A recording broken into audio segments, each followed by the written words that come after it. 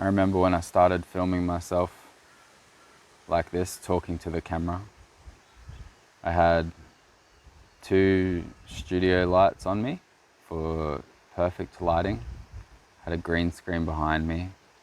I had all the doors and windows shut, and I made my girlfriend go into the bedroom and close the door and be really quiet. Like, I was so neurotic. I needed everything to be perfect. I couldn't deal with like the slightest distraction, the creaking of the bed, or like the fridge buzzing into action, or anything like that, because I was trying to control everything so much that like that maddening silence would be broken by anything, the scuttling of a cockroach, trying to control everything. Could never film outside where it's unpredictable and there's wind blowing that could affect the microphone. And it would take all day to film a 7-minute video, to get 7 minutes of footage, and I'd repeat myself over and over again until the point where I sounded like a robot. There was no script, but it became a script because I was so trying to control everything and trying to just make it just right. I still remember. So it took all day and so much stress and so much strain on my relationship, and so much like I would be stressed for ages after it. I'd just be going over it in my head like, oh, I've got to, if only I could control the thing more. In my imagination, I was like, I need a soundproof room that's a green screen soundproof room with perfect lighting, and I lock the door and I go in there and no one can hear me. That's what I need. That was like what I wanted. That was my ideal. I was like, I'll get started with this setup, and then when I have enough money, then I'll have a green screen soundproof room with studio lighting. That's ridiculous to me now. Like, the craziest thing about it is just how long it took and how much energy and effort it took to make a video back then compared to now.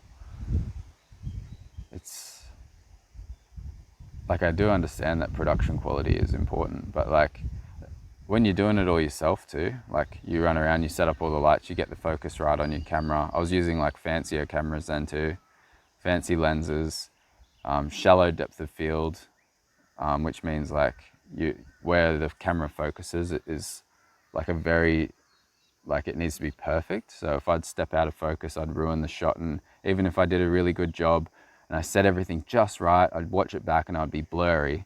And then I'd be, fuck, I got to do this perfect again. And then I'd have to reshoot it another 20 times, maybe more. Maybe I wouldn't even get it some days. Like, I probably spent 10 times more days trying to film stuff that I didn't even get. So not only did it take all day to get a piece of content, it probably took like a couple of weeks to get like anything really usable. And it was all really robotic and like not very watchable, like not very, and it was just, I don't know, not very human. So this is like what I'm realizing is like how far I've come with like practice and just like sticking to it. Because like, while it took me so long to just do a single piece of content then, like through that practice and through that determination and not giving up, like now I could sit here and record journals all day if I wanted to. Like there was a time when I was filming the Take Action Tuesdays content for Patreon that I shot 13 videos a day, like short videos under 10 minutes, just giving people a little different challenge each week, something to challenge themselves, something to grow themselves, expand themselves beyond their comfort zone. 13 videos a day. And that was another, like, just a practice thing that I set for myself. I really just did it for practice. Like, I wonder if I can come up with 52 ideas and shoot them like in 4 days. I think that's what it works out to. It's like 4 or 5 days that I was filming. I remember doing 13 videos in a day and being like, whoa, 13 videos. Yeah. So like, I was sitting here and I was contemplating like,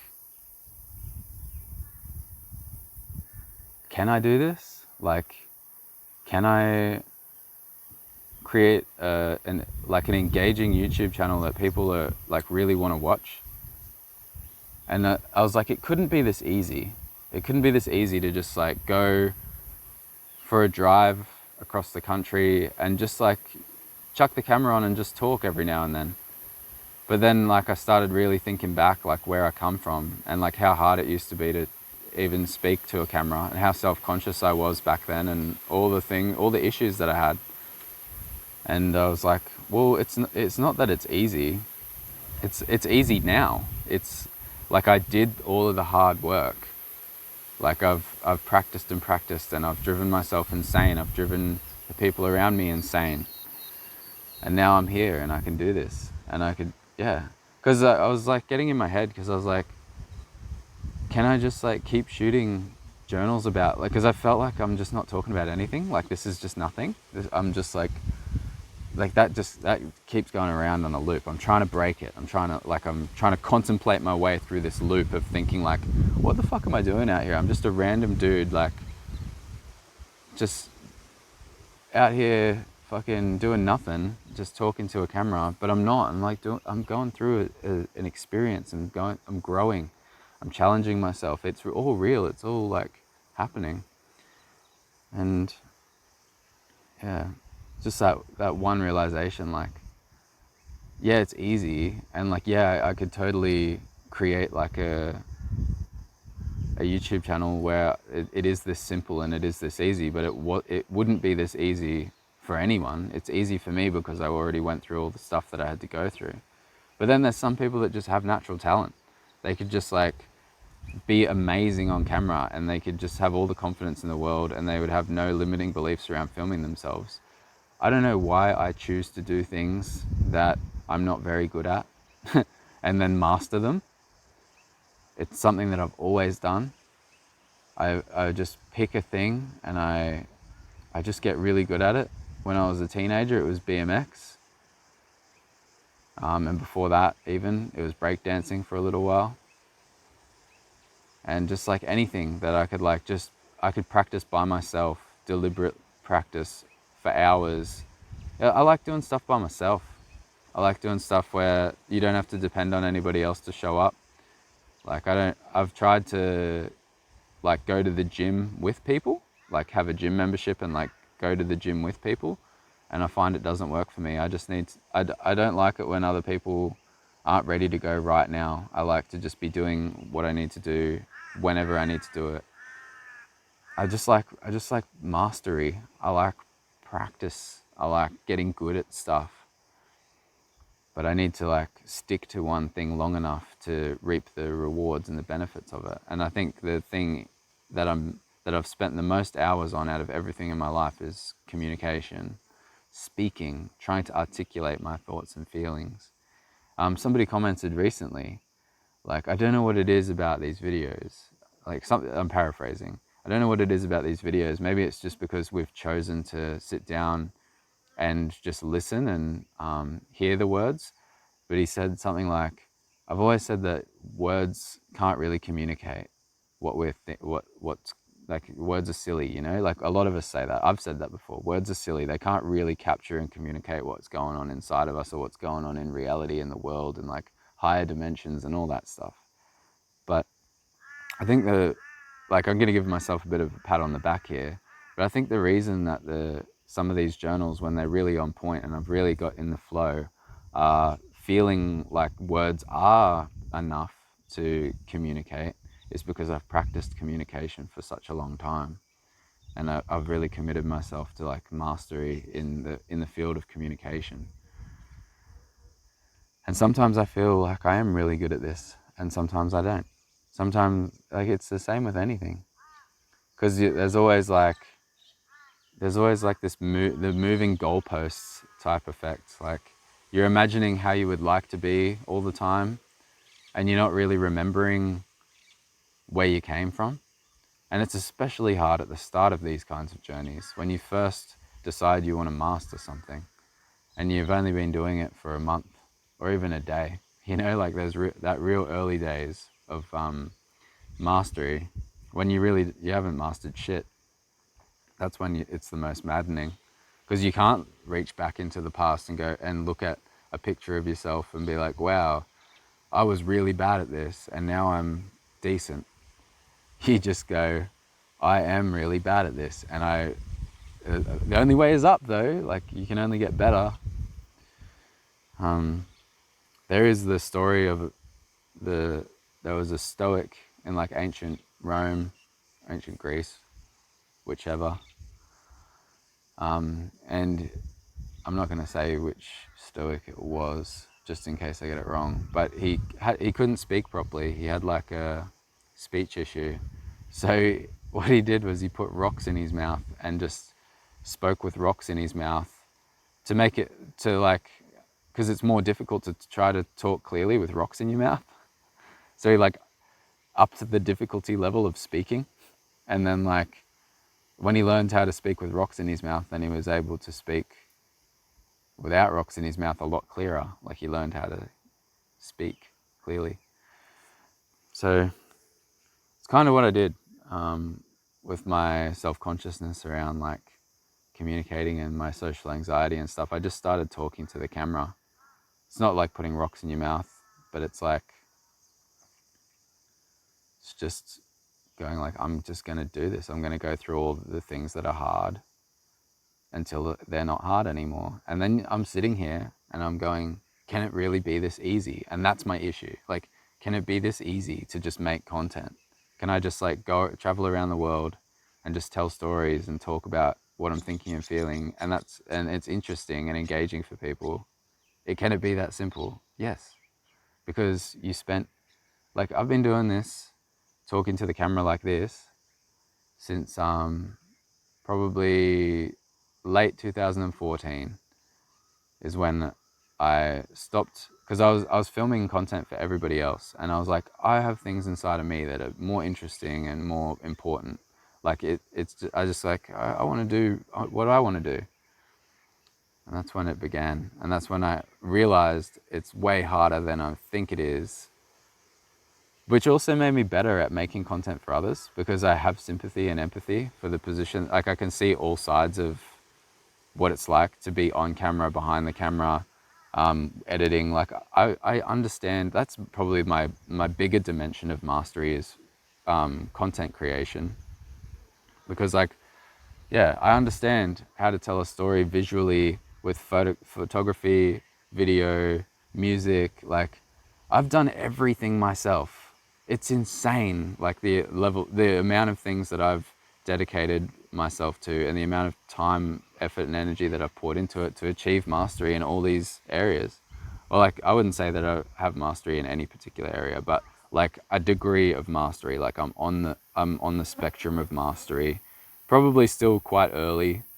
I think I wouldn't call myself like a master communicator at all. I'm just like a good communicator at this point. I can hold a conversation. I can connect with anybody. I'm just pleased with that, because I used to not even be able to make eye contact with the cashier at Woolies, you know? So working on yourself does work. And then one day you'll be sitting there and you'll be like, is life really this easy? But like, then you probably go through the whole same thing that I just went through and be like, well, it wasn't always this way. I did a lot of hard shit. And I think, yeah, I'm just having like this whole new realization, like why people do seem content, like really content. They're like, I know what I'm doing. I know what I'm good at. I know who I am. And I think that's people who have already have mastered something. They've achieved mastery in whatever. They've found a thing for themselves, and they've kind of identified with it. And some people do it really quick. Like some people will just find something immediately in life. Like when they're 6 years old or something, they realize piano is like going to be it, you know? Or some people like a lot of young fellas, they like get an apprenticeship and they just go, this is what it means to be a man. Like, I build houses or I fix cars, you know, and that's just it for them, and they just become really good at it. And that's like, you know, I think being really good at something is a fundamental like building block of like life on this planet. Like, as a modern human in Western society, at least, I just feel like pick something and get good at it. Even like it's not the meaning of life or anything, you know. It's not like the solution to all of your problems, but it's like if you can do that one thing like really well, you pick a thing and you get great at it. It just makes you feel like you have some value in the world and you can contribute, even if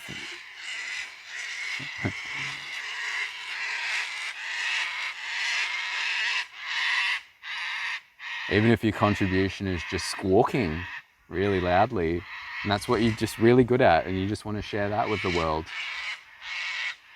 I'm not going to tell you that that's not a contribution. Yeah. I think this is a real big key. I think it will help a lot of people. If you haven't already kind of realized it, or if you just needed the reminder. If you got anything out of the video, click the like button for me, leave your comments down below, subscribe if you haven't already.